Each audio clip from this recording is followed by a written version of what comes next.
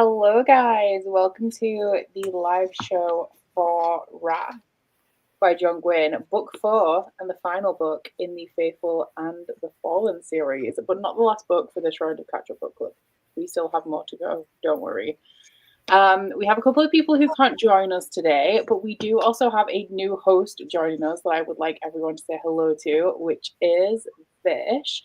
Vish, would you like to say a little bit about yourself, maybe? Sure. Hi. I'm Vish from Books with Vish, and I read fantasy romance. Basically, what Becca reads, I read. Yeah, if you like my taste in fantasy romance, then you'll probably like Vish's taste in fantasy romance as well, specifically. 100%. Mm-hmm. And then we have Sandra and Deb, same old, nothing exciting. Oh, new there. We are very exciting, I must say. You can be exciting. I can be boring. It's fine. Hello to everybody who is joining us for the tea. So I guess we'll start as usual with our non-spoilery thoughts and ratings, starting with Sandra. Okay, so the first time I read this, I rated it a 3, but I would say that was like really a 2, but I rated it a 3 because I didn't like to give 2 stars at the time. But this time I rated it a 4. So I liked it much, much more. I really enjoyed it. And like when I was not reading it, I wanted to like know what's gonna happen next because I couldn't remember anything from the first time I read it. I still don't consider the book a favorite. I don't consider the series a favorite, but I would recommend it. And like I have certain things I want to talk about. Obviously, that is spoilers, which is the reasons why I feel like it didn't reach like a high fantasy fave. But it was still very enjoyable. And as I said, I gave it a 4. Vish? I gave it a 4.5, I think, which is the same that I gave for Valor. And I agree with Sandra. It's not like my favorite series of all time, but I appreciate a good, solid epic fantasy series, right? And I was expecting certain things to happen in this last book, but it didn't, so I am a little bit disappointed. But I don't think it affects my overall rating for this series. It was a fun time, great characters, great plot. It's good. Deb? I gave this one a 4. I was also reading this very jet lagged, so especially in the middle.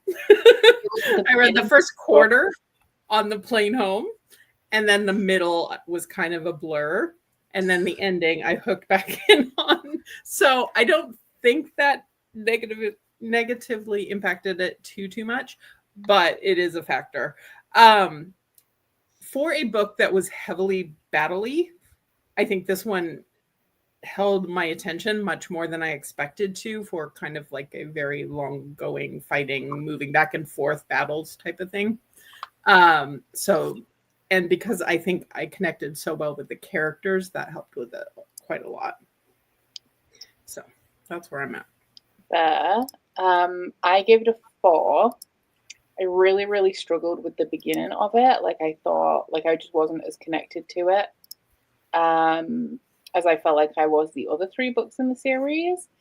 And so I did struggle through like definitely the first third, maybe to the first half. I started warming up to it in like the second third, and then the end, I genuinely thought this book couldn't redeem itself for me because I knew, like, I stopped last night when it was going into the big battle scene, and I was like, okay, it's all going to be battle, which is not the most interesting thing for me, so it's probably going to be like maybe a 3 or 3.5. The battle scenes in this book were epic. Like, I had such a good time with the last, like, I think it was 180 pages that I read today. So yeah, I gave it a 4 overall. Ended up being, I don't know if it is my least favorite. I don't actually know if I enjoy it more than Ruin. I can't decide, but I think that the very end of it like was a very good end to the series, but also makes me sad because I know that some characters are around. I don't know which ones, but I know that some characters are around in the second trilogy. But I feel like there was so much potential for people to go and do things that aren't going to be done because we're leaving, for the most part, this storyline and these characters behind at this point. So yeah. I just thought the battles were so cinematic in this. Yeah. I was going to ask in like the spoilery section which one was a letdown.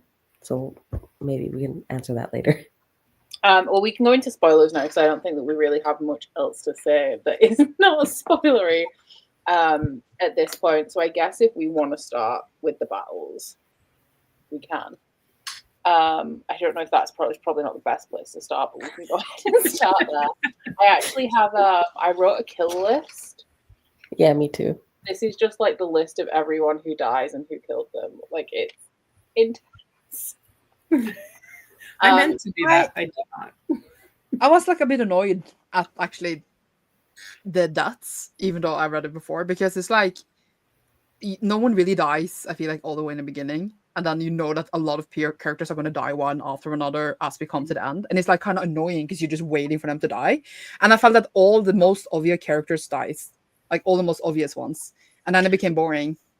It was very convenient that none of Corbin's actual inner circle of people aged like the same age as him died. It's like Liz died, who is the giant girl, but she's kind of like been adjacent to them. Like, she was never really a prominent side character. And then you had Gar, who was like a mentor figure, so he's like Corbin's inner circle, and Brina, but they're like the mentor roles, the actual peers in the group, like Dath, Farrell, Coraline, Corwin, Corbin, all survived, which I was like, okay, that's a little bit convenient. It was annoying, and I was mostly annoyed because obviously my Gwynne died, my man, and you know he's gonna die after Fidel died, because you know that he's not gonna. What is he gonna do after she's dead?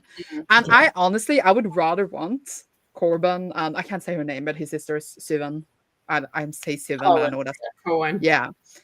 I wanted her and Corbin to die instead of McQuinn and Fidel, because I felt it was so obvious that McQuinn and Fidel was going to die because they were like old. And then they had to die and they were a couple. So I would rather want like Corbin to die instead. And then like that would have been more shocking. And that was what I wanted. I started to rewrite the book in the end.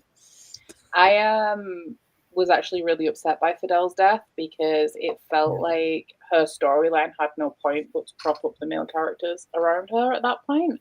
Because what she was supposed to do is, in my opinion, she was supposed to be the Queen of Tenebril after Claire died. And obviously, like, McQuinn's gone through such a hard time through this entire series. Like, he deserved a happy ending at the end. Yeah. So I thought that them two were going to, like, really, really struggle. And then they were going to be together. And it was just so frustrating how he couldn't quite kill Lycos. Saying that, him falling out of the sky, getting up and screaming Lycos and charging after him was like one of my favorites. That was a good moment. That was so good. Yeah. Yeah, I really wasn't happy about this. Yeah, because I was like, that's why I wanted to ask this question, because I'm like, Fidel's death was really disappointing. It's like it was so abruptly cut, and then I'm like, McQuinn deserved so much more. Because like, what is the point of her storyline? Yeah. Aside from to be like McQuinn's kind of like reason to live for a while. Like she didn't even get to see her son again and have that moment where she like tries to convince him to like come to the good side. Like, she just dies.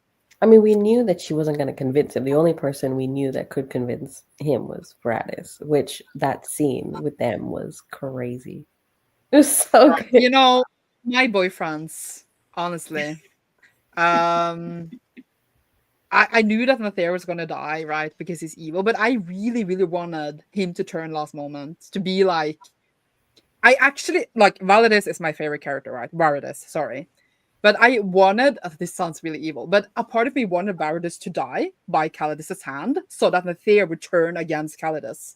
And then Mathera and Corbin would have to fight side by side, and like Corbin had to like put his hatred aside to fight the last evil guy together. That is what I wanted in the end, because then it would have been like the Dark Star and Bright Star going together. Look, I'm just rewriting the whole story because I was not satisfied, and I felt like I missed some nuance in the story. Like, I wanted some turns, some twists. I felt like everything just went straightforward. All the evil guys died, done. Yeah. I think the only thing that like moderately surprised me in this book was Conal turning to Adana's side at the end, but like it seemed to come out of nowhere. Like, that was so anticlimactic for that at all. Even Like- Gar's scene, like death scene with Corbin, like it felt so short. Like it felt like I don't know what I wanted him to do, but it was like he walked over to him, he said like a sentence or two, he's like, and then he stopped breathing. I'm just like, I wanted like, I don't know. The bar has been set high with Robin Hobb making me cry, and this book didn't get there. This is actually the only book in the series that I haven't cried at as well. That's surprising considering how many people died. Yeah, I know, but like Yeah. none of it was really emotional. The bit at the end with Gar, like after Corbin comes back and Gar's like, okay, I've got some things to say to you. That almost got me, but no tears. No tears for me. I Yeah, I actually think thought I that Gar teared was up. going to survive. What do you say? No, I said I think I actually teared up with the Gar scene, and then also when Macquin sees Fidel like at the end of the bridge. That was also really Oh, good. yeah. I I like actually, I have a question. Do we think that Rafe is dead? I mean, I sure hope so. Because when Macquin dies, it's like everything is fading, ... and then it cuts to him like after death. Halion, I think, also had the everything is fading ... but we know that he is actually dead. But Rafe also had that. But he has like the long life thing, and they only stabbed him in the chest. Like, unless he's beheaded or something, I'm not convinced he's not coming back. Didn't he have a fade to black earlier? Not in this book necessarily, but when he first drank from the cup or whatever, like he's had that fade to black scene before, and then he pops back up again. Yeah, I don't trust it. And the other giant Uthas, who also drank from the cup as well, he had a fade to black scene. Oh. But we don't know. We know that Rin was killed, but I don't know if she is dead because she also drank from the cup. Again, no body. There was a body for her because she was stabbed multiple times and then slumped against the tree.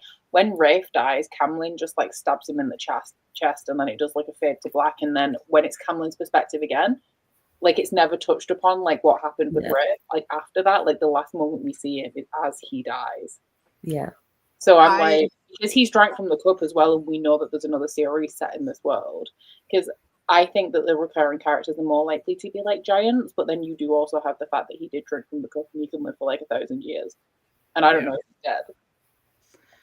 Rafe was giving Barrow vibes from the Greenbone Saga. Like, at first he's insignificant, and then he's like in the story. I'm like, why? I honestly did not see the point of Rafe. I was like, you're boring, go away. I think it's really frustrating when characters like this live. Lycos is another one. He's more of a villain character than Rafe is, but like Lycos is just such like a sneaky, disgusting weasel. I'm like, you should be dead because like you're not actually. It's like, you know how you have like actual hunting birds, like you have eagles, and then you have like vultures that are like scavengers. Like Lycos is like the scavenger bird that doesn't deserve to be here. And Rafe is the same. It's like you could have died so much longer ago, and there would be so much less trouble being caused by you if somebody would have just killed you. No, I found a lot of like the villains, like Rafe and Lycos and all of those. I found the POVs very boring. It was just like, haha, I'm evil. Like there was no like there was nothing more to them. Like even Athair was boring, and like we had Athair's point of view the first time in this book, and I was like, oh my god, excited. Gave nothing. So that is what I was missing. I wanted more nuanced villains because there's never just like they are evil and they're all gonna die, and that's what happened. Rafe started a bully, and he pretty much stayed a bully. He liked his dogs. That was about all we got out of him. That was all redeeming. That was the nuance. He liked his dogs. That was the depth. I do think with Rafe, like if we were to see him again, his main flaw, I think, is his age. Like we know that he grew up in an environment that wasn't great with like an abusive father, so he was always taught to be a bully.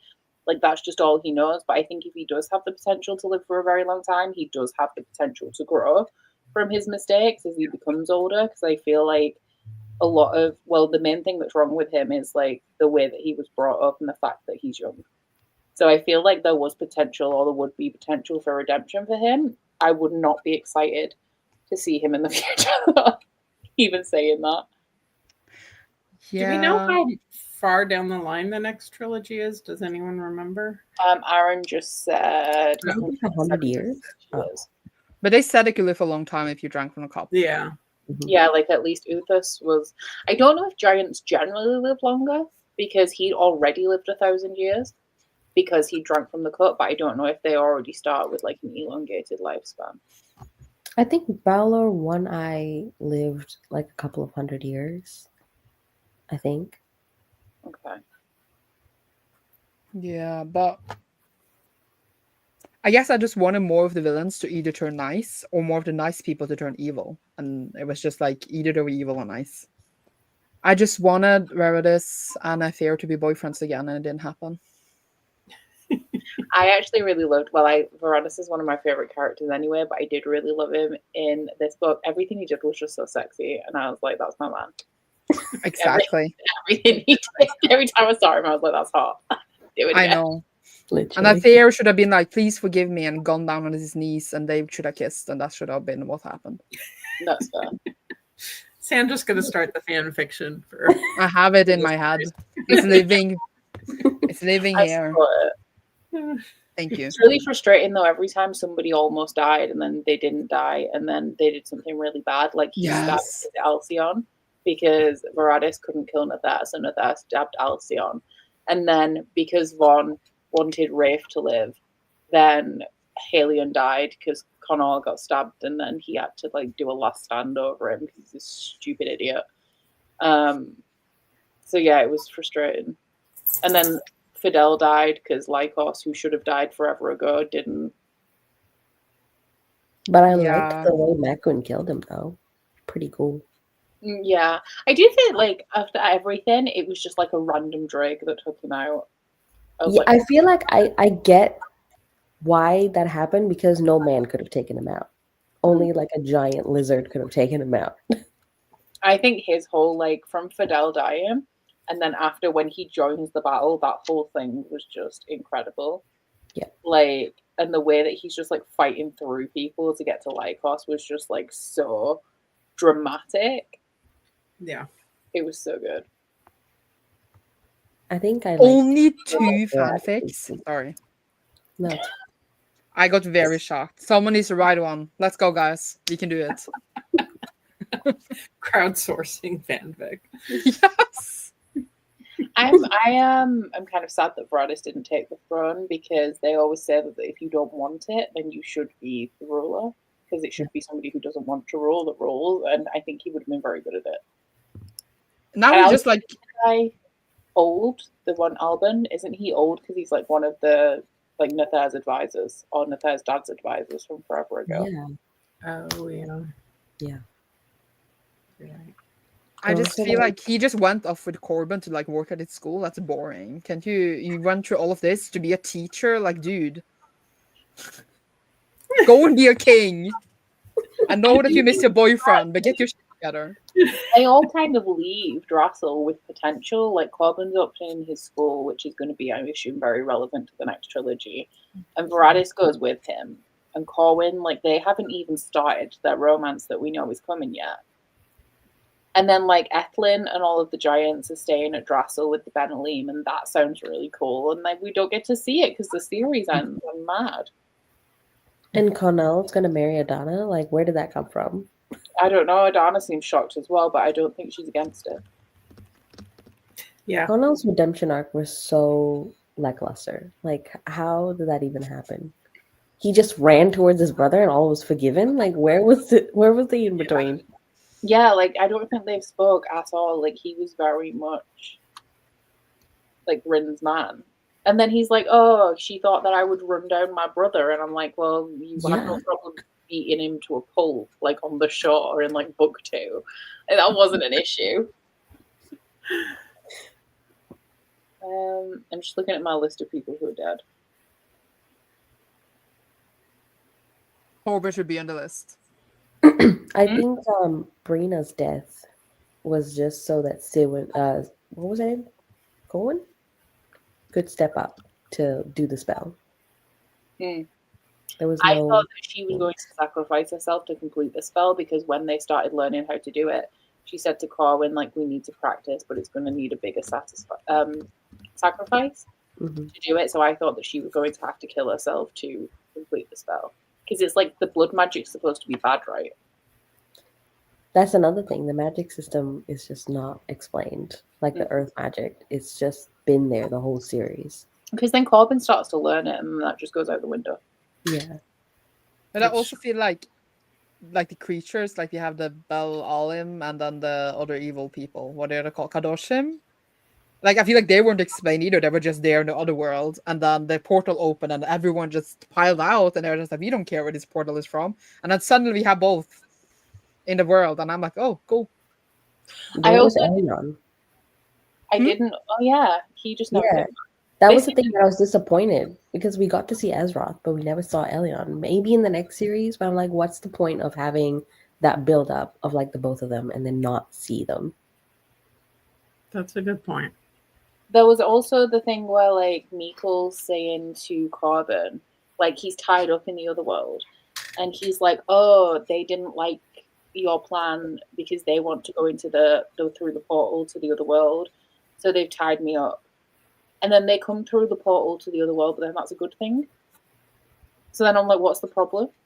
Like, why is this a problem? It's a good thing that they've come through the portal. I don't understand. No, exactly. That needed more build out. Yeah. There is like, I like that there's a lot going on in this series, but I think it's not like surface level because there is a level of complexity to it. But I think every element in this series, we only see the tip of. Like, we don't get to explore any of it, like, fully. And I think my main reason why this is not a favorite series for me is because I feel like it lacks a complexity of plot. Because all of, like, the magic system and the Benalim and the Kadoshim are explained just enough for them to be plausible, but not enough for them to feel, like, realistic. And because these elements don't have that amount of depth, and because the plot doesn't have that amount of depth, well, like I said, it was not exactly like shallow. I feel like it doesn't really take me by surprise because it doesn't have the level of complexity that means that, like, because you know, like if you read some like Brandon Sanderson or James Islington, and the world keeps expanding, and you didn't think that there was more in the world, but like it still makes sense that there's more in the world. I feel like this series lacks that. Like it needs more depth in the world building and the plot. But this is like his first series, and I know when we were talking about things like Fidel dying and the lack of female characters, I know that people say that improves with his writing, so I'm wondering if the world building kind of improves a little bit as it goes on as well. I agree with all you said. I also am still complaining about the short chapters. Because like some chapters were 1 page long, and then like you're supposed to settle in the character, and then like boom, we're on the next chapter. And we don't need Wheel of Time length chapters, okay? So I'm just gonna bring it off that I love Wheel of Time, but I just need to say we don't need Wheel of Time length chapters. But come on, like we need a bit longer chapters on like 3 pages sometimes to like be with the character enough to like what is going on. And I felt like some chapter cuts were too sudden. Like you didn't actually do anything in that chapter, so like. Might as well just put it all in a long one, if you know what I mean. I think that was one of my issues the first time I read through this series, because I didn't connect with the characters well enough. And then you throw in these really short chapters where you're not spending time with them.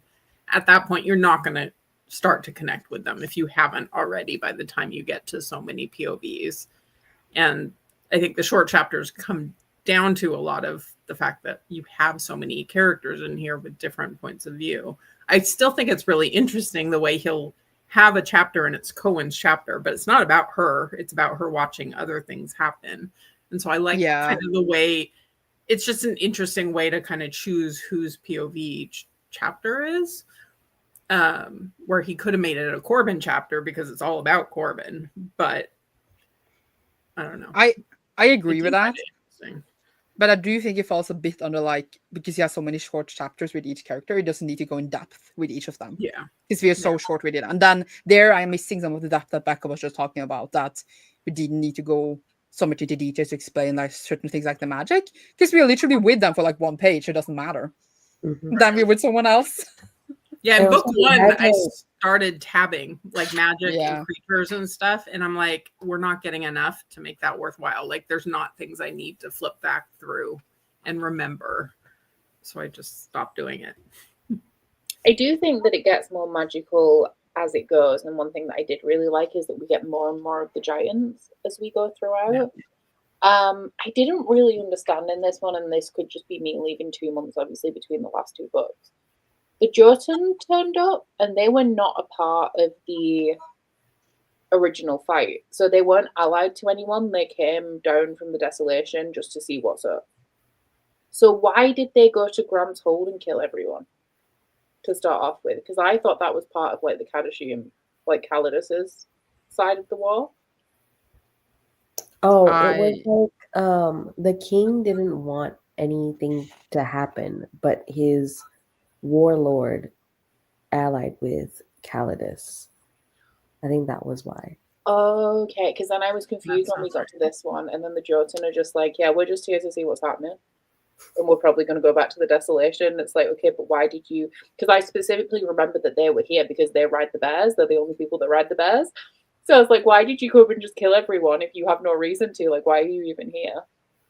I do think that they had always fought Graham, but that was more like going out to the borders to like protect the borders kind of thing. They'd never come down because Corbin and everyone was there, and they killed Tuckle, right? It was the Jotun that killed Tuckle.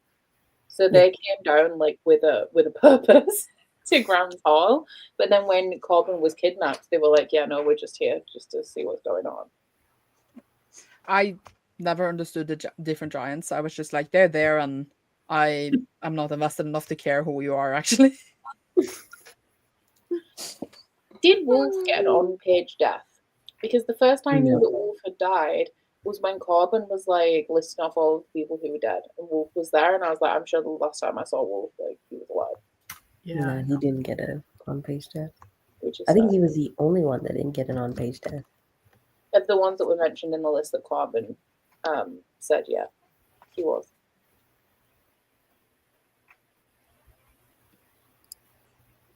So Ildio was just coming out to the land.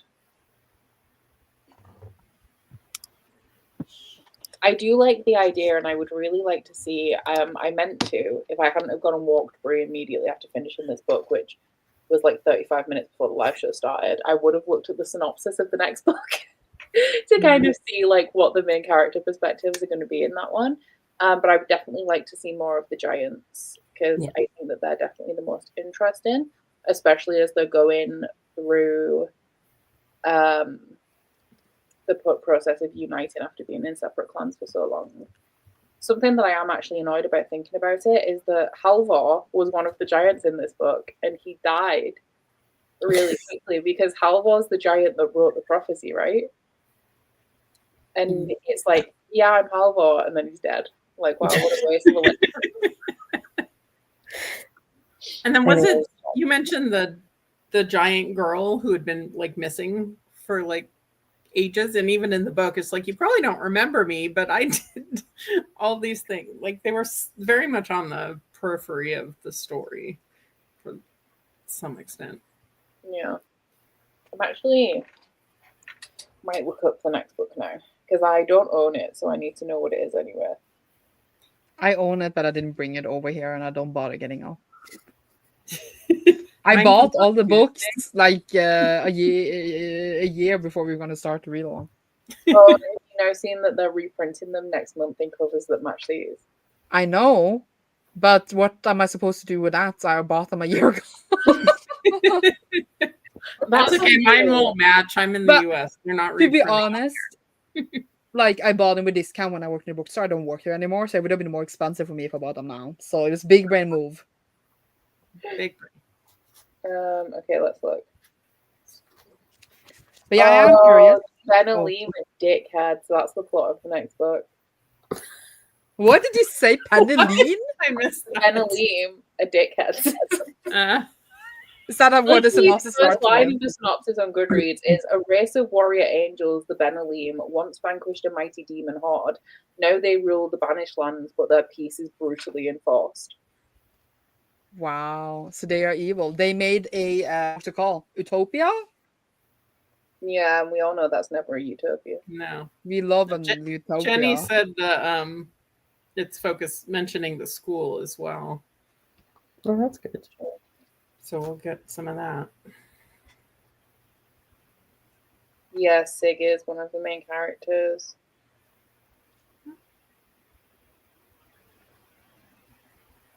Well, that's sad.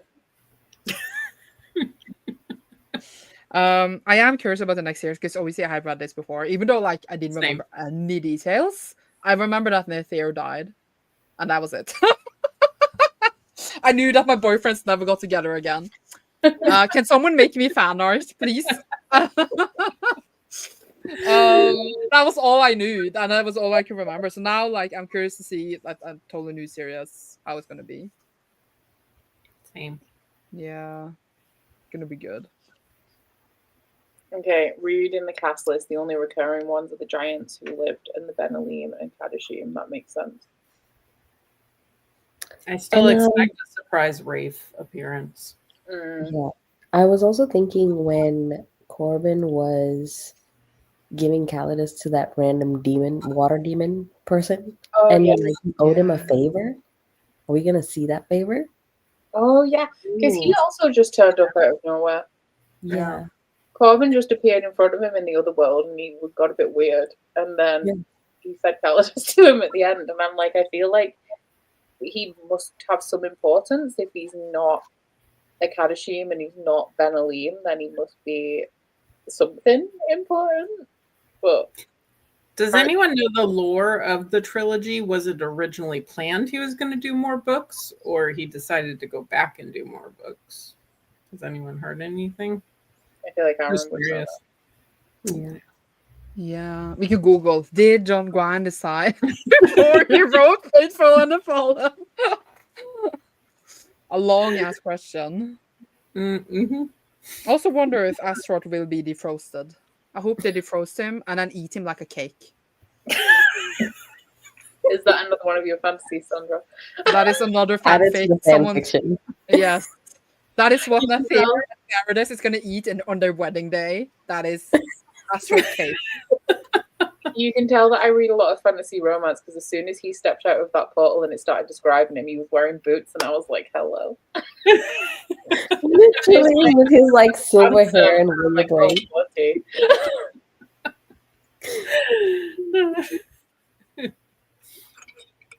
I do wonder if we'll see descendants of some of our characters. I mean, At all. Corbin and Coral, and it annoys me that they both start with a C. They probably make some babies. But like, And how then- many generations are we going to be ahead here? It's going to be like the great grandchildren, right? Yeah. Mm. Because of their He ages. still You'll be still meet like, a Corbin who was named for their ancestor. Or yeah, he would something. be like, I was Corbin named Jr. after Corbin. Yeah. I was named after Corbin the Bright Star, and I am also bright. The bright star who wasn't so bright. Maybe Nefer made a secret love child, and then Veritas also have a love child with the sister that I cannot pronounce the name of, and Oh. then their kids get together. I feel like there's got to be some sort of descendants of specifically those two, because then we'll know that they ended up together. Well, especially if we get the school setting, if the school's passed down the family line, that could also be the clue of who's related to who, maybe. Mm. Maybe we get more like elemental magic. Maybe that's what they teach at the school. What did he say? Oh, he said it was warrior and healing arts, and he didn't take. Did he take anyone? He took Corwin with him, and she kind of knows the earth magic, but I don't feel like enough to be a teacher. And he only took one giant with him, and that was specifically for forging weapons. So he didn't really think this through. No. No. Well, he barely figured. I mean, he figured out how to be a general by the end of the book, basically. Next, he has to figure out the school situation.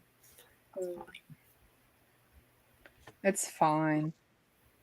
I wonder if they managed to hunt down all the Kadoshim. No, because that is part of the synopsis. Oh. It says, in the West, the giantess Sig investigates demon sightings and discovers signs of an uprising in black magic. But if we follow giant people, I don't even remember who the giant people were in this one. And I took notes. I just ignored all the giants. So, like, I'm not going to know who anyone is. Well, it's apparently somebody pointed out there is a list of characters. Maybe that'll help you. I don't know. I Okay, did so panic. Alcyon, his wife and his son survived. Sig is the one, she's a Jotun giant, one of the bear riders. And then Baelor One Eye survived, but he's already pretty old, so I don't know if he'll still be around. But I think that's Evelyn it. is like the queen of the giants. Oh, Evelyn. She's cool. I liked her. Oh.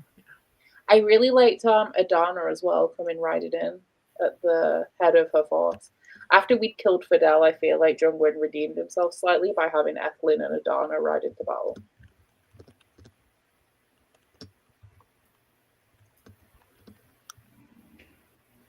I also think Alison was my favorite giant, but that was only because he was such a buddy with Veritas. And anyone who's friends with Veritas is a friend with me. I do feel like Evelyn's character development was a little bit too quick, though. Because I forgot that she was relevant until this book when everyone was like, oh my god, Evelyn. Yeah. Who's Etlin? Evelyn is the queen of the giants now, so she's the daughter of Baelor One Eye and Nymain. Okay. And they were saying that she was like some sort of like weak dreamer, and now she's like a general. So she can be queen now, because I think people doubted her. But the way everyone else reacted when they found out that she was alive was a little like there was no explanation to that. Like, oh my god, Nymain's daughter's alive. Okay, but why is that so relevant? Because she's Baelor's daughter as well, and nobody likes him because he killed Skald. So what's so special about her? Don't know. Who knows? The giants, the clans. I was just like, That's the best part of the book, Sandra.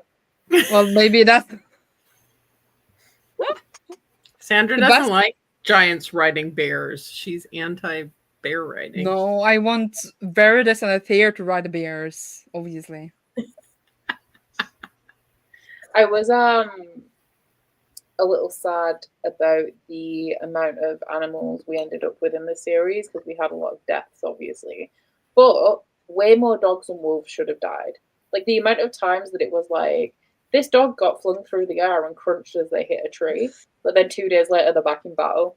Yeah. All of the animals were crunching. Like, Yeah. Kraft hit the step and he crunched. Yep. Kraft is like was literally doing the legwork the entire series. Yeah. Kraft do this, Kraft do that. He literally saved them all. And then at the end, he gets to the point where like, you're fine now. You can fly. You can do things for yourself. I'm like, got to give him credit. He deserved a break. Yeah. Like, if he was faking sick, that's fine. He deserved it. Storm did. We have slander in the chat. What is this? Just truth. Just truth. Yeah, I was not a fan of the crunching, and when I started to notice it, like I couldn't unsee it, and every animal crunched. Yeah. Well, and we did have Storm, quote unquote, dying at the end of the last book, and then just suddenly biting through a chain, and I'm here to save the day at the beginning of this one. It's like, oh. And then something else actually that's annoying that we didn't get an explanation for is that Brina used blood magic to bring Storm back to like help her heal. And Corwin was like, oh, you shouldn't really do that. Oh, no, it wasn't Corwin. Was it Coraline? One of them saw her and was like, should you really be doing that? And she was like, well, she'd die without it. But then there was never any consequences to that. Maybe Storm is still alive in the future. She's like giant blood in her. And then she's there in the next series. For more crunching 2.0. To crunch. That would actually be. What if Storm just shows up and is like, hey, and we're like, it's an animal companion going in generations. What about Kraft? Can Kraft have some special blood too and continue on? He's already really old though, right? Because he's a special pro. He's not like a normal one, so I think he'll still be around. Yeah. Poor Kraft, still doing the legwork. We also got the return of the ants. which I was reading on Sprints with Becca the other day, and we had the ants come, the black flood of it, and I thought of you, Becca, and your Yeah, no, I was ant thinking about that as experience. well. I was thinking. I was So, like, I can't say anything. It feels spoilery, but for context for anyone who doesn't know, when I was in Zanzibar, we were in the forest at a monkey walk, and an ant, like a big African ant, like this big, it was crawled up big. my trousers, and I lifted my trouser leg, and it was on like my shin, and I like was like, oh my god, and kicked it off, and it disappeared. So I was like, okay, that's cool. And it bit me. Like I got rid of it, and I was like, that's fine. I didn't get rid of it. It crawled all the way up my trouser leg, and then it bit the top of my thigh. So yeah, I was also thinking about the ants in Zanzibar when I was reading about the ants in this book, and I was not happy. Did you get like swollen from the bite, or was it fine? No, thankfully they don't have any venom or anything in them, so it's just like you feel it as they bite, but they don't leave any marks, which is good because it bit me twice. Very rude. Very rude. I did get bitten by a turtle though, that did mark, and the mosquito.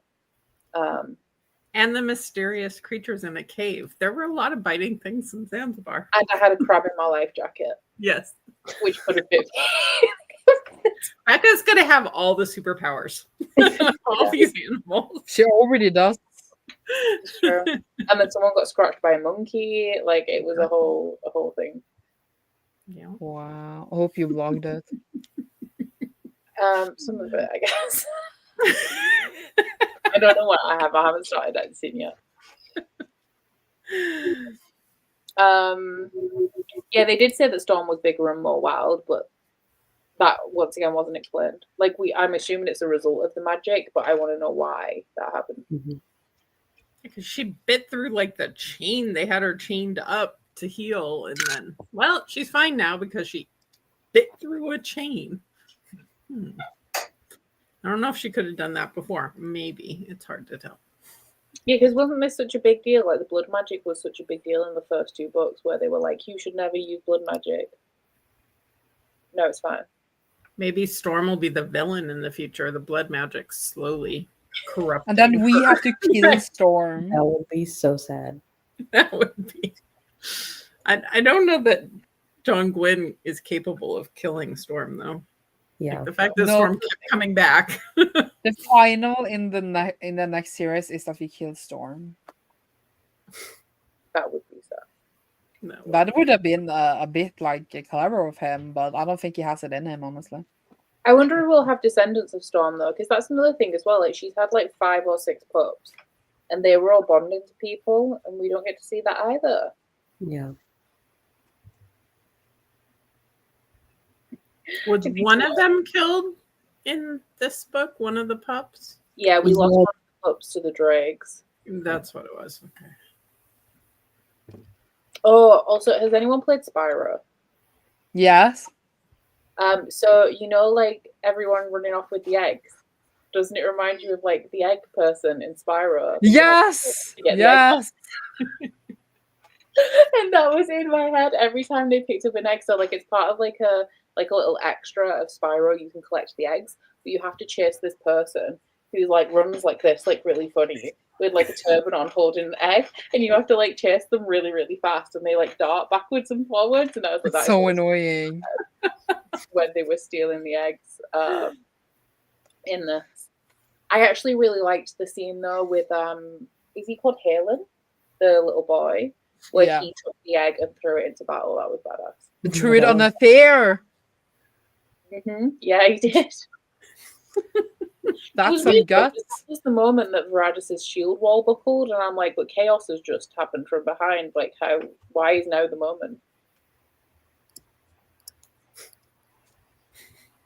It was. I feel like visually it is really great. I feel like as a movie it is perfect because then you don't need that much time with each character to go in depth in them, because it's as a movie it would be just fun to see people bash each other's heads out anyway. I think this would be really good, especially this book would be good as like a film or a TV show. Yeah. Absolutely. Yeah. I think they should cast me as Storm.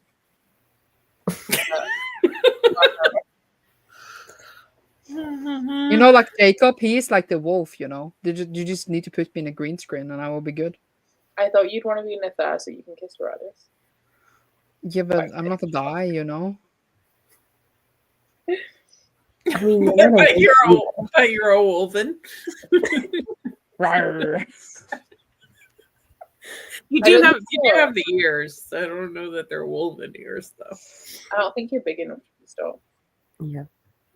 Tyler Lautner wasn't as big as his wolf form, but they fixed it. That's true. Movie magic. You do have a point. I said you do have a point. No, do I ever? No, okay. You need to be Natha's Drake. Oh my god, that is very true. You are so right. You are correct. I take it back. I don't want to be Storm. I want to be Fierce Drag. You can see my head just peeking out. What are they doing now? Did he ever name her? That's a good I point. don't think so. Sad. Yeah, But makes sense. It's Mather. yeah, he's a dick. He's a dick, but we want it. Well, I mean, you do. I don't want to say. I don't want dick. I just want Veritas to have it. It's a big difference. Sure. Do we think we're going to learn any more about the world and stuff in the next series, or do we think we're just going to kind of be moving on? Moving on. I hope we get a little something more. Yeah, because I don't know whether things are going to start to develop or whether we're going to kind of be moving on with more of a new plot line.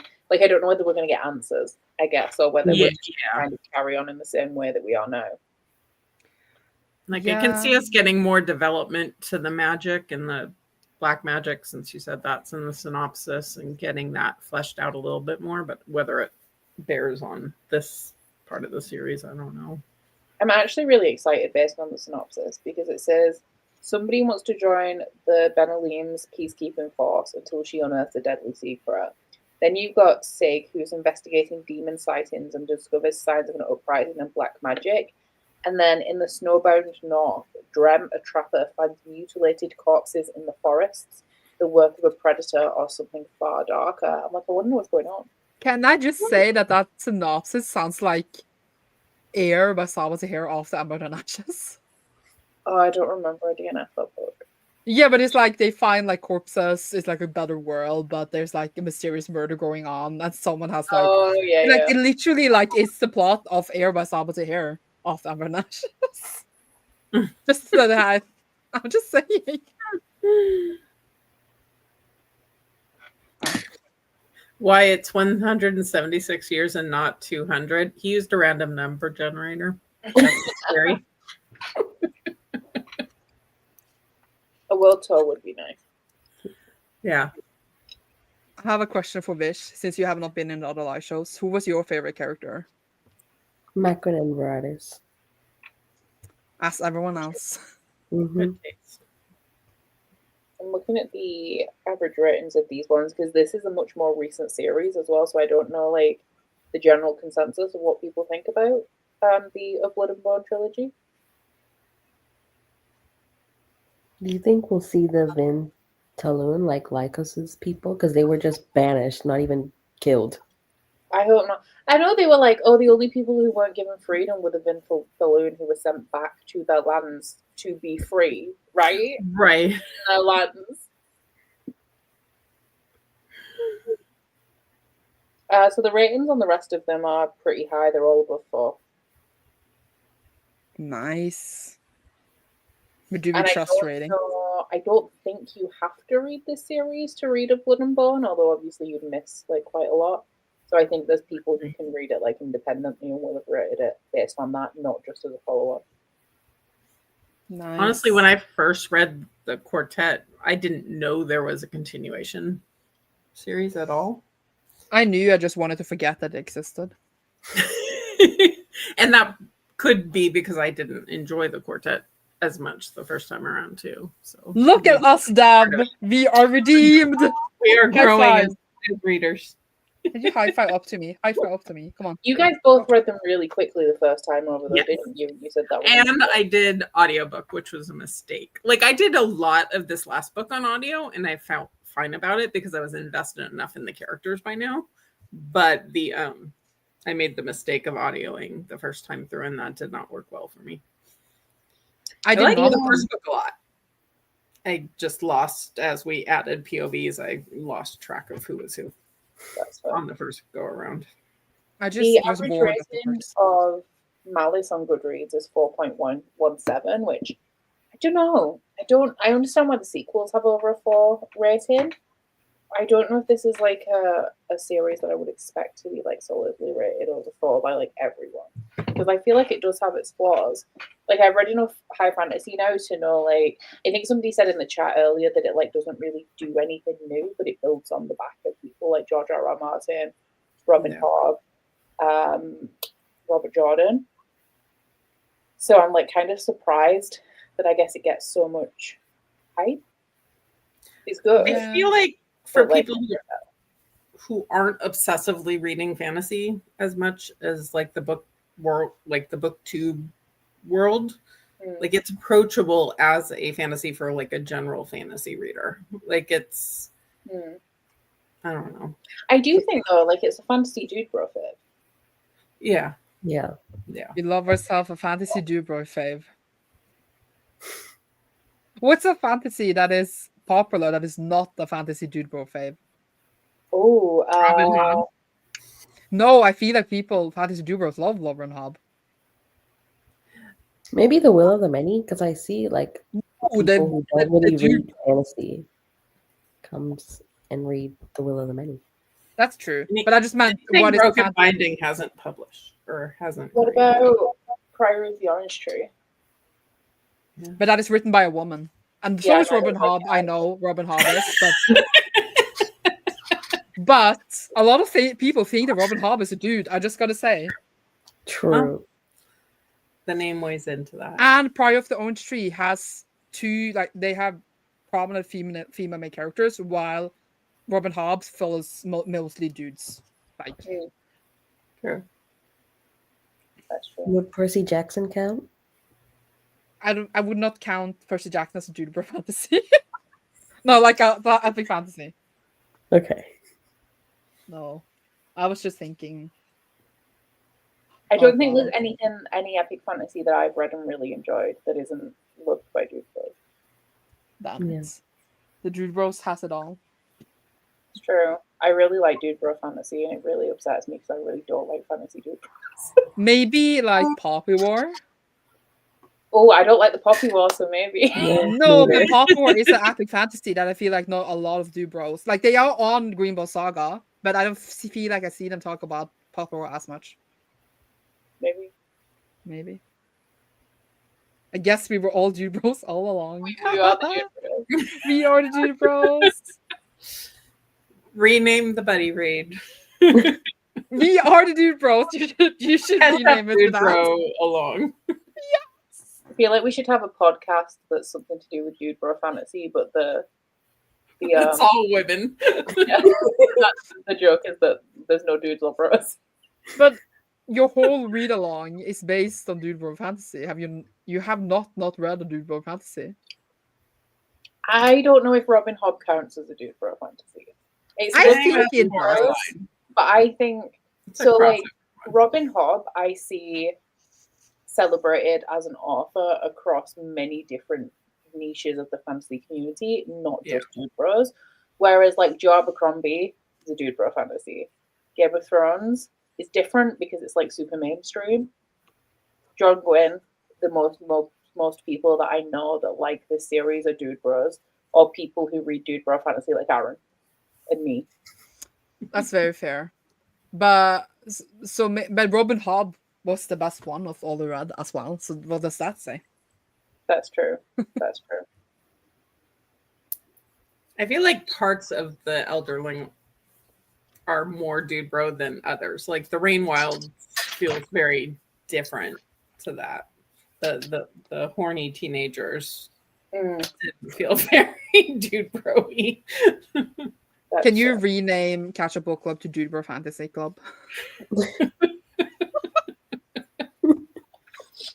Maybe. That's what I want.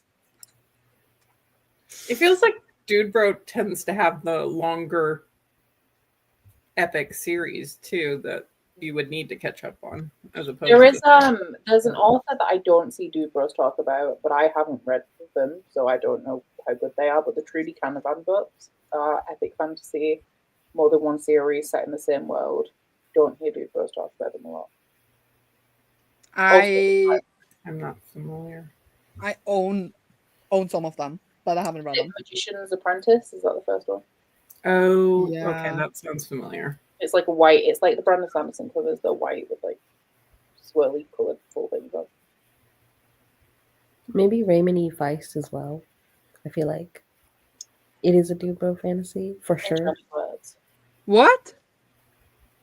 Which Raymond one? Christ, Raymond E. Feist, the the Magician. Magician series. Yes. Because I read it recently. It's literally all Dude Bros in there. I need And to there's Google. also The that, Magician series? that Still one having a intersects moment? with Johnny Wirtz. Is it? I think Raymond that Feist is the part of world like out of the that? universe. Yeah, But before that is like a separate trilogy. And then I it want goes into the to Jenny Words one. look into those, but they confuse me because it's two different authors writing two separate series that also intersect. So that's just a lot. Yeah. But I feel like the series That's are all big. It's like 20 book series from both of them, and then at some point they intersect. Yeah. We have two people in chat saying that Trudy Canavan is great. Good Good. to know. Because I It do is have good. two of them. I've got the first book in the first trilogy, but also the prequel book as well. I And I bought think them all earlier this year because there was this insane sale and they were so cheap, so I just like grabbed them. What? The Trudy ones. Okay. Oh, like I have 4 of them, not all, but like, because I was like, I wasn't gonna read them one day anyway, man.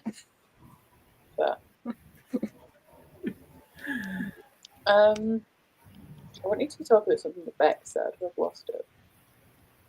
Oh, part of me doesn't want the series to continue because I feel like it ends in such a nice place. I felt like it was kind of not open-ended, but like I just want more from it. And like this is not the end. Like, Yeah. and I think it's because I didn't feel like super fulfilled by the world building and stuff. That I'm like, I want more to learn more about what's going on here. Yeah. Like I didn't feel this book was like a last book in the series.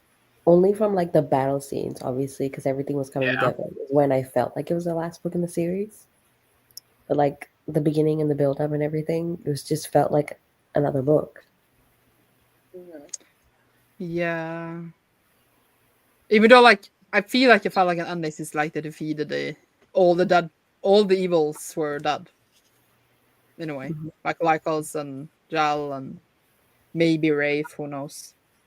I'm actually kind of sad as well that we don't get, because I feel like this would be a good opportunity with the way that we don't know as much about the world and the magic as we could, and the way where we left it. I feel like this would have been a really good opportunity to be a series like The Realm of the Ardlings, where we pick it back up in 10 years with the same characters and see like what's happened since then, and then not just jump 176 years.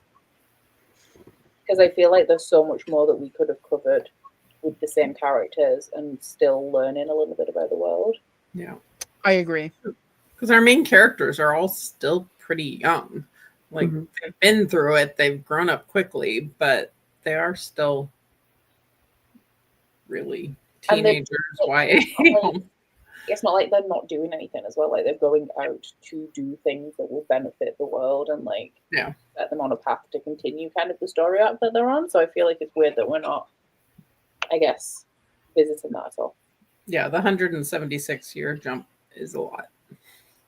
I agree, because then we could have brought Nathir back to life, and then Raritas and Nathir could have been together. I like this take, and I hope that it's true. Ooh, that is I was gonna say a big hope. I don't have words. Have any of you guys read The Shadow of the Gods? I read the first one and didn't finish the second one. Like Not that there was anything I hated about it, but I just put it down and didn't continue, and it didn't call me to pick it back up. I just know a lot of people really love that book, so I was wondering like how Yeah. it is from this series, because I feel like that has a lot of people who, like, I hear a lot of people talk about how they love The Faithful and the Fallen, but I feel like the people who have read The Shadow of the Gods are a lot more enthusiastic about it than people are about The Faithful and the Fallen. Yeah. It's a smaller POV pool. I remember that. I do remember there were more female POVs ratio-wise. Yeah, I don't know. It had a very different feel. It was more Norse, is that right? Yeah. The setting for it. Yeah, it wasn't like an intentional DNF so much as it just was. I didn't continue. I did read it, but I didn't like it that much. And I was planning to unhaul it. But since I like this one that much, I'm going to reread it. And then I'm going to read the rest of the trilogy with the same friend I've been reading these with. After, because the third one comes out in this height in October. So then I can buy that to match the others. And then I think we're going to read them like before the new year. So I'm planning He writes really quickly. Yeah, but there was a long break between book 2 and 3 in that series because his kid died. Oh, yeah. But still, that's like 10 books in 10 years, right? Yeah. And they're not small. This one's 2016, so maybe Malice is like 2012, 2013, so like 10 books in 12 years. Yeah, it's 2012 on Malice. And the last one was published in 2024. So but obviously, we don't know how much he wrote on Malice, like Faith on the Fall, before it could actually publish. He could have written the whole series basically done before he actually managed to publish it. I went to a event, like a signing from him, and I remember he was talking about why he wrote it and when he wrote it. It's because he was a professor, and he took time off because of his daughter, and his wife needed more help at home because of their daughter being disabled. So he took time off work, and then he was writing it while he was away from work. But I can't remember. I don't know if he said how much he'd written before he got published. Yeah, but it's still a lot. It's like not as much as Mark Lawrence, but Mark Lawrence likes to post like how many books he has published since the last Game of Thrones book. he does that a lot. And I don't know if I think it's funny or a bit cringy or both. But so he does that a lot. So he has written so many books as well. The books remind me of each other, but not really, because I like these much more. So, yeah. I'm also excited for The Shadow of the Gods because I've wanted to read it since it was released because of the covers, but I've had Malice on my shelf for that entire time, and I try not to buy books by authors if I already have books that I haven't read. It doesn't always work out for me, but I try my best. I think because I like this series so much more on reread, like my approach to Shadow of the God would be very different also. That is me. Why you are me? This is me. That's scary. It works well. In the chat, let us know if there's anything in this book specifically that you would like us to cover, because I feel like aside from the battle, like what happened in the first half of this book? More build up? Yeah. Of what? People were kidnapped. There was a lot of, it felt like people getting taken, and yeah, because Corbin was, Fidel was. His random journey to the other world. Oh yeah, which I had like, just close your eyes and think really hard on you there. Someone asked if Shadow of the Gods is done. It is completed. It was a trilogy. So the last book came out last year. He is starting something else, and I can't remember if it is. See, this event now was like last year, but I think he said that maybe he's writing more in this world, like he has with the Blood and Bone, the Faithful and the Fallen books. But the series itself is done. If there's anything else, it will be the start of a new series, like the Blood and Bone is. Yeah, I'm glad the actors had a good time. That's fair. Me too. Despite all of the crunches, I was just thinking about all of this. Like, I don't condone this at all, but like working animals, if they break a bone, they're normally put down. Like if they True. break a leg, they're normally put down. And like these animals are being flung into tree, and it's like I heard the sound of bones breaking, and then 2 days later they're back in battle. I'm like, how? They're magic. Blood magic. But even like Buddy and the Rafe's dogs, even they're apparently magic. Yeah. The characters spend a lot of time grieving their animals who aren't dead also, because we had Cohen like constantly thinking of Bodhi and Corbin thinking about Storm. And we know they're alive. We have seen them with other people. I also like Corbin and Shadow's reunion. Yeah. Me too. Read Shadow of the God before this one, liked it better. I agree with this, and I'm going to buy, so the Blood and Bone ones, I'm going to buy the reprinted ones just because they match these ones. I actually think that the old ones look a little better because these really are not anything special. Yeah. Are they? Why don't you buy the old ones then? Yeah, but like, it doesn't, the other ones aren't so nice that I care that much about having those ones instead of the new ones. So I'm like, I might as well have the matching ones. But like, if we were going to recover them, could we? Because this book is popular enough now, this series, to get a recover. It's like actually nice because the Shadow of the God ones are really nice. It's really nice. I think like the second book in the Shadow of the Gods, like one of my favorite covers. Is that the one with the dragon on or the wolf? The wolf. Yeah. Yeah, I do like how these like go together, like that they were streamlined, because I feel like the second trilogy, at least the US covers, don't go together. I like fine. I think the UK ones, they already match a bit, like the Blood and Bone trilogy. So when they made a new match one, it's basically the same one. They're just whiter. They just got whitewashed. Mm-hmm. But like I have the trilogy, and I feel like they match and buy. They look like they are in the same, but they're just like a different color in a way. But, yeah. Looking at what because I don't know what the cover of the third Gwynne book is. Sheila said, "What about Camlin and Meg? I love them. I was bored of Camlin. The only thing he did all book was to run after Rafe, and he just never managed to kill him. And I was like, dude, can you do something? It's like the only thing he did was fall off cliffs and run after Rafe. And lose his bow. Yes! Constantly. I did like how he was always concerned, like his first question is always like, where's my bow? Yeah.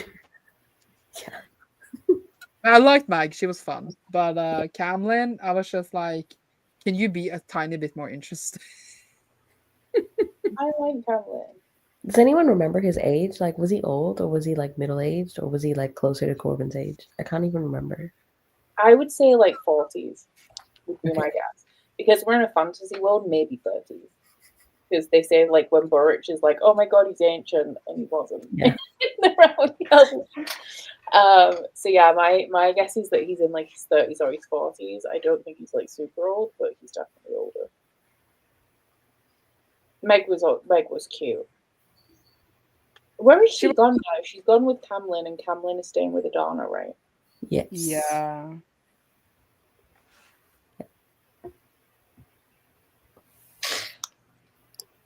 Literally. Yeah, because Fitz acts like he's like 18 and he's like, I'm 30. I just kept thinking everyone was kind of Corbin's age, just because that's where we started the series with all these young kids. And I'm like, that's why I was confused. Oh yeah, the way Meg was throwing the stones at Rafe. Like he can dodge an arrow from Camlin, but he can't dodge a stone from Meg. She was cute though. Yeah. I liked when she started is it what's Dath's wife called? Is it Colour? Started training okay.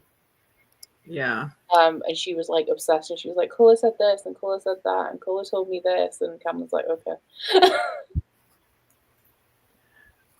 Cameron's outside of 30, so yeah, he's mid to late 30s probably. Nice. I did I think it's- appreciate Meg standing up for herself, and she's like, "I'm gonna follow you anyway." Like, you need to be smart about this. One thing I was sad about, because I think it's because we get Riff's perspective, I was sad about his dog. Yeah. And then especially the second one, because he's the only friend that I've got. What a loser. Like I said, Rafe's nuanced personality is his liking of his dogs. Yeah. That was his character depth, was the dogs. Yeah. See, but that proves to me that he's not irredeemable. He needed a good person in his life. See, Like- everyone thought that Riff was a redeemable character because he likes dogs. Yeah, and then he wasn't, and it was boring. But then he got Yeah. the like magic water or whatever he was drinking, and then that just made him more and more go down the path of bad. Okay, I'm calling this now. I think Riff is alive. Because what is the point of him drinking that magic water aside from the fact that he found the cup if he's dead? Yeah. If you're wrong, what do we get? Fanfic of Radis and the pair. Yeah, That Yeah, Becca I writes. need to That unpack Becca it. writes. Becca needs I to don't write know. me You might get fanfic. fanfic of me and Veradis, so I don't know what's going to Becca Sure, and the fanfic. Becca will write it on the George R.R. Martin publishing schedule. Yeah. I would rather Look, everyone had dog. Like you saying that Rafe's redeeming quality was a dog, but Nathair had a drake. He also had a pet. He also could be redeemable. That's not a redeeming quality, having a big stinky lizard. You didn't even name her. Lizards has feelings too. Like, he Really? didn't care about his best friend. He was quite happy to try and kill his best friend. He didn't even name his lizard. He got the lizard for the sake of the prophecy, didn't he? Like, he didn't want it. He's He wanted like, the lizard to fly. I'm good, so I need a lizard. Okay, but what if his pet was not a drag? His pet was Veritas. If he was riding a bear, I maybe would have been more sympathetic. I And was all we really sad when the bear riders came in, because then we were killing the bears, and I was like, don't kill the bears. I love bears. Sig rides a bear. Sig rides a bear, and Sig is one of the main characters of the next trilogy. That's exciting. Yay, more animal deaths. Oh. Well, probably not the bear. Or crunchy bears. Why is Robin ruining my Nathair dreams? All we kept hearing about the drag was how much their poop stunk. Like, Yeah, that was like all we. Yeah, but hello. They're like, you're not Just- supposed to like these. I'm not Just even because their necessarily poops against lizards, but all we just- heard about these is that they were stinky. Yeah, Dogs can also be stinky, but we still love them. but they're cute and furry. If you put a winter coat on a drag, they will be furry. That would actually be quite cute. Yeah, Well, right? I did Add not that know to your that list of was fan lizard. art. I put a fairy coat on it. Me as a drag in a winter coat, and then a Nathair and Veritas on top of me. That is the fan art someone needs to make. I don't think you're gonna like how it turns out. It's fine. Colour was probably having a bath.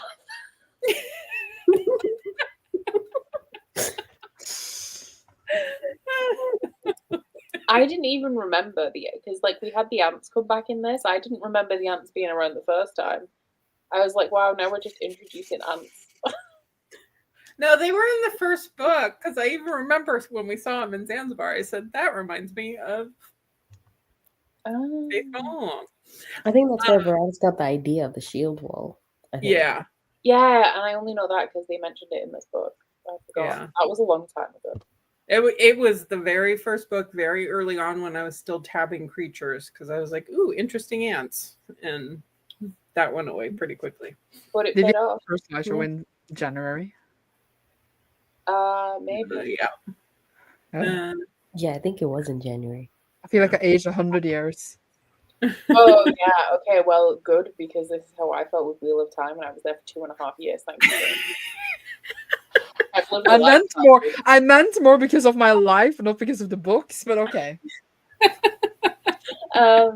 We didn't get actually, which I feel like we should have given everything else that we got in this book. We didn't have the white worms. They were just important to do. Yeah. Yeah, I kept waiting with the tunnels. Like we were gonna wind up running into them again. And then they'd say, "Oh no, I recognize the smell," and I'm like, "Oh no, dragon or dregs." Just stinky lizards. Yeah. Maybe they ate all the white worms. This is actually one of my favorite tropes in fantasy, even though everyone else considers it to be like lazy. I love it.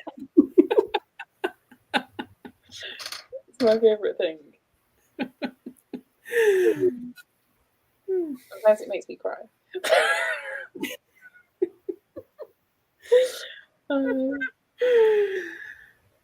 Yeah, no, I could never read Children of Time. It's got spiders as well, right? What? I need to read it. Yes, I enjoyed it. I didn't read book 2 though. All I know is that it's a sci-fi with like really big insects. Yes, We should have that. You get the giant spider POV. We should have that as the next Dubro fantasy pick. I mean, except it's more Dubro sci-fi. But there's no it's no genre limit here. No, there is. No. Sci-fi or fantasy works. It works. Children of Time, I think, has like 7 books or something. No, I don't know. I would do sci-fi, but probably only if it was sci-fi fantasy, like how I like Red Rising sci-fi fantasy. And I mean, Children of Time probably could be because of the sentient spiders aren't sci-fi spiders. That's scary. Magic spiders. But yes, they are giant sentient spiders. Becca's writing it down. It's on the potential. No. And I believe they're matriarchal too, if I'm remembering correctly. I'm looking at girl power spiders. I feel like it counts because we only do more than one series set in the same world, and I'm pretty sure that's just a series. I think you're right. But it's a long series. No, we could tell him to write more, and then we'll come back to it. I will message him right now and be like, write more books. So write another series in the world so Becca can choose it for Juniper Fantasy Club. And make that one sentient crabs. Okay, it's only 4. That was disappointing. Well, yeah. Forget I said anything. I mean, before we do that, if we run out of all options, we have the Raymond D. Feist, Johnny Wirtz, like 50 book intersecting whatever the fuck that is. Wait, what? What did you just say? The Raymond D. Feist, we literally just spoke about this. The Raymond D. Feist series and the Johnny Wirtz series both have like over 20 books each, and they intersect. I would do it. Whatever. I'm done. Or we have the other one we talked about, the Trudy one. Yeah, Trudy. The Trudy seems shorter. You do that first, and then the other. Trudy seems like a better option. I don't think we're gonna like Raymond E. Feist as much. Yeah, you've actually read the first ones as well, so. You think John Gwynne didn't explain the magic? Try Raymond E. Feist. Oh no. Oh no. Yeah, I like explanations. And also, what do you mean there's no female characters? I mean, isn't it like the 90s? Yeah, I think it was like the 80s, which was definitely of its time. The female characters were just there to get married, and that was it. 2.5 years of real time would look like child's play. I agree. We would have to read 2 books for every live. Doesn't the Johnny Wirtz books make up for the lack of female characters in the Raymond D. Feist ones? Because I'm pretty sure Johnny Wirtz is a woman. Yeah, I think that's the next one after the original trilogy, which I haven't gotten to. So hopefully, properly intersect like that. I think. Oh no! Let me just. I don't understand how I spelled the name of this book. It's the Mistress series. I think the Curse of the Mistress is the first Johnny Wirtz book.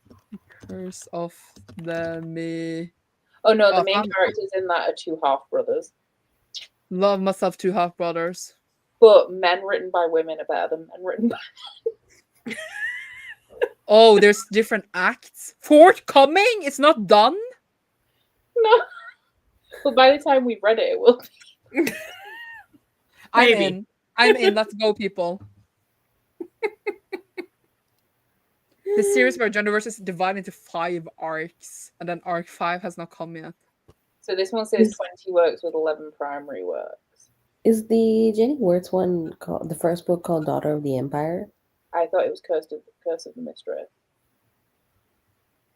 Because I remember saving like the reading order for the Rift War cycle. Let me see. How do I find like the other series? That's what I don't get.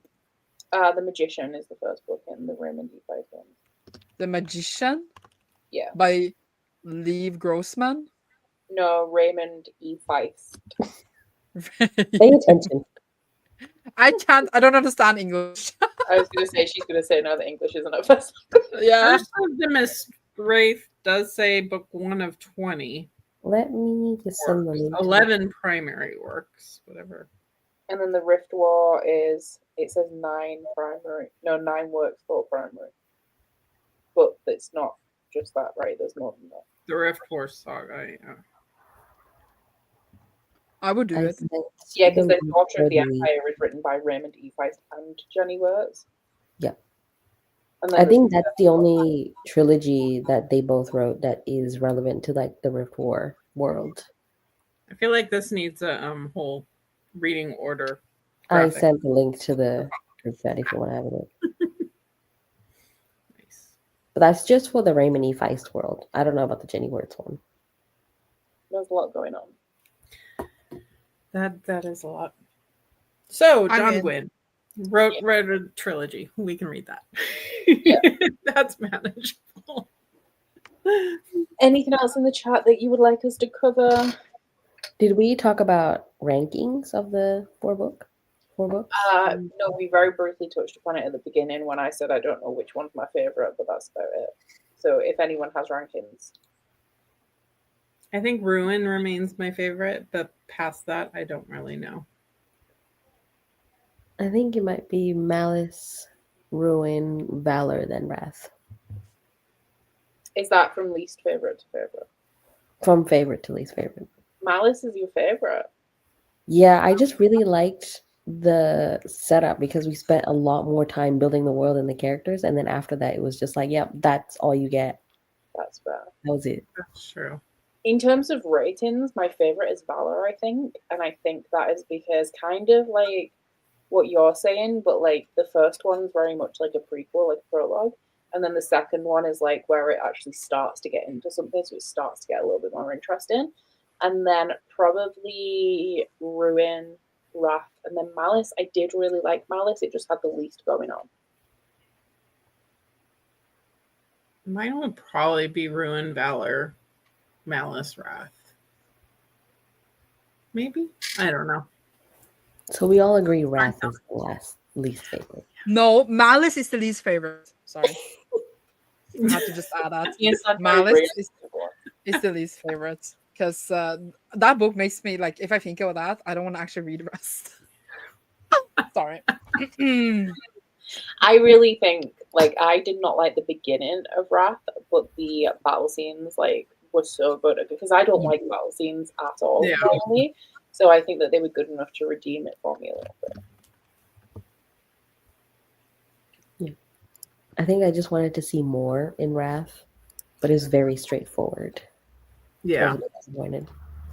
And it's weird because, like, we had plenty of page time to, like, do what we needed to do in this series. It's not like they could have been longer or there should have been more books. Like, 4 600-page books is plenty long enough.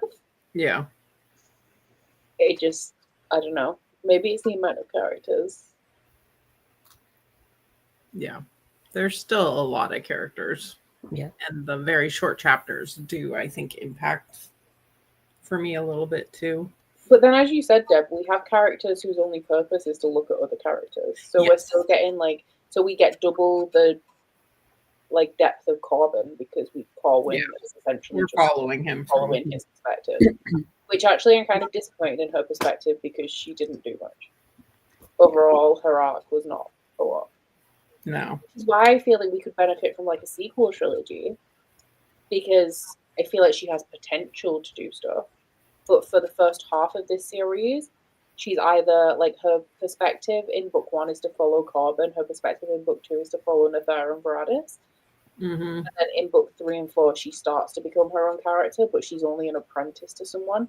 She does end up finishing the ritual, but only because Brina dies. Yeah. Yeah. Yeah, I feel like she definitely has the most, or I don't know most, but she has so much room for growth. And we just And to be with Varadis. Especially because the relationship was teased in book 2 and then nothing actually happened with it. Yeah. Because Corbin, I mean, his character growth and change over time with him starting even younger than her was so much more if you compare her to him. She's been through a lot. It's not like she's been doing nothing. Like she's been through some shit. She has. Speaking of Corbin, actually, because we were talking about Corbin and Varadis, my tolerance for his relationship with Coralyn is 0. Like the way I was, because generally, like if I'm not reading romance, I don't want to read romance. Like if I'm going into something that I don't expect to have romance, it annoys me when romance is included because normally it's not done very well. But my difference in attitude towards Corbin and Coralyn versus Macquin and Fidel was like so different. Like when we got Corbin and Coralyn chapters, I was like, oh, really? But like Fidel and Macquin, I'm like eating it up. I'm like, yes, yeah, same.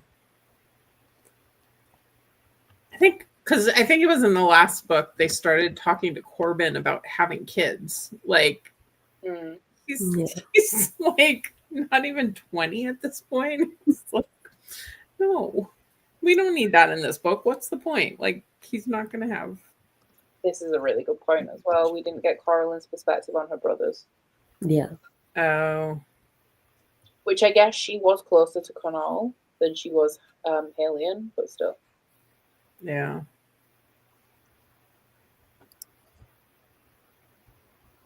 I feel like it felt expected. I wouldn't say it's necessarily forced, but like it's unsurprising. So I don't care. Whereas like there's a lot more tension and like stuff going on with like Fidel and Macquin that like made me want them to be together. Whereas Coralyn and Corbin, it's just like, okay, they're going to be together. I don't care to read it because I know that they are. Yeah. Yeah, I could have done without some of that. Yeah, I had no patience for this.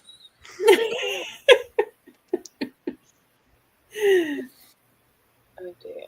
I think Storm and Budai's romance was much more interesting than Corbin. And it produces puppies. I feel in Dude Raw Fantasy that romance is just generally very bad. True. Like, don't talk to me about Molly. Oh, Molly. I think it's when they try and do like a teenage romance that there's an issue. Because like I didn't really have a problem, like I said, with Fidel and Macquin. I didn't like Fidel's death, and her that kind of meant that she only served like Macquin's storyline instead of her own, because once again a female storyline that went nowhere. Coralyn, did she evolve at all? Did she change from who she was when we first met her? But yeah, Macquin and Fidel, like they'd both been through some shit, and like they were both a bit like downtrodden when they met. So like I was really rooting for those, and I feel like it was done. I feel like their relationship felt very classic fantasy, and I liked it, but I don't know. Maybe it's just because like Corbin and Coralyn are teenagers. I'm like, oh. Oh. So you can try pair them off so they'll have ancestors to carry on the line that will eventually meet again in 176 years. 176 years. Yeah, this is my thoughts. Maybe I'm just too old to care about. But you care about it in romantasy. True, but that's when the romance is the focus. So there's like sometimes there's more depth and nuance to the relationship. This is not a romance book, so there wasn't really depth and nuance to their relationship. It was just a relationship in a fantasy background. And she's pretty much the first woman he's seen that he's not related to. Let's be honest. True. I also fall in love with the first woman I see that I'm not related to. That's fair.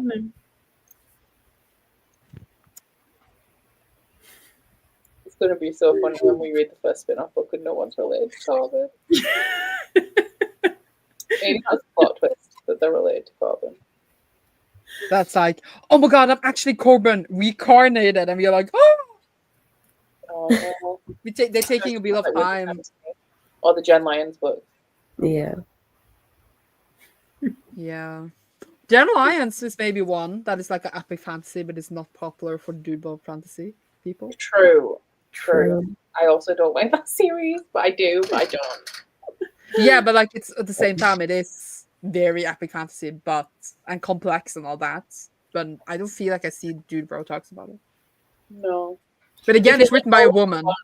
All of the ones that we've said that are contenders for epic fantasy that Dude Bros don't necessarily like are all ones that I don't like, and I could argue why Dude Bros don't. I am the Dude Bro. I am the problem. Becca is the Dude Bro. That is why this is not Catch Up Book Club anymore. This is the Dude Bro Book Club. Yeah. Dude Bro Book Club. That would be fair. I feel like Aaron would support that as well. Yeah, I'm gonna call it out from now on, just so you know. Okay. Yeah. Thank you. You're in charge of designing the replacement bookmarks. Yeah. No, I can't design stuff. Becca knows this. Oh god, yeah. I need to make the Vampire Academy thumbnail for the live, and I just have been procrastinating because I know it's going to be so ugly that I don't want to see it. Oh no. I'm like, oh, I'm going to cry. Please. It was really funny actually when we were talking about your thumbnails because you were like, oh, your thumbnails look so good. And I was like, yeah, because I have Photoshop. And you was like, so do I.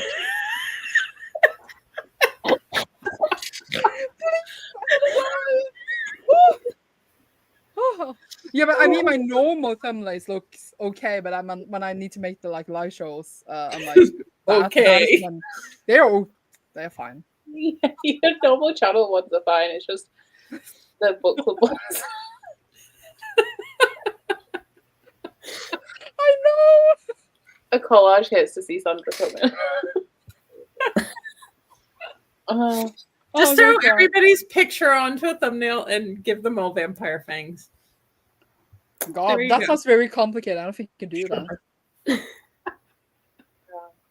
And I had to make Becca send me a photo of herself like 3 times because I needed one with a full head on. And then I made ugly circles, and that was wild. That was a good time. And on that note, I think we're pretty much done here. I'm just trying to find out what the next book's called because I've forgotten. What's the next book is called? A Time of Dread? Is that one? I think so. Time of Dread, I think, is the one that tends to be pictured first. Yeah, Time of Dread. That's very true. Beautiful. So the live show for that is going to be in September, I think. The original date was the 14th. But on your announcement of September. There was no but to it. That was just tentative. I just don't know if that's final. If that's still final. It was just because is everyone good for the 14th as a tentative date? I am. Yeah. Cool. So we'll probably maybe see you on the 14th of September. I have nothing in my calendar, so that sounds fine. I think it is on my channel. Yeah, it's yours or Deb's. I don't know which one of you comes first in the circle. Sandra came first. Okay. Sandra's live show. Channel. But I don't need to make the thumbnail for this one, guys. It's fine. Yeah, it's true. I'm making a thumbnail. It's fine. It is. And now that they've redesigned the covers, I don't need to redesign my thumbnails. Ooh, I just need to change the color of the text because now they all match. But yeah, thank you guys for tuning in today. We will be back for A Time of Dread, the first book in Of Blood and Bone, on the 14th of September, allegedly. And yeah, we'll see y'all soon. Bye.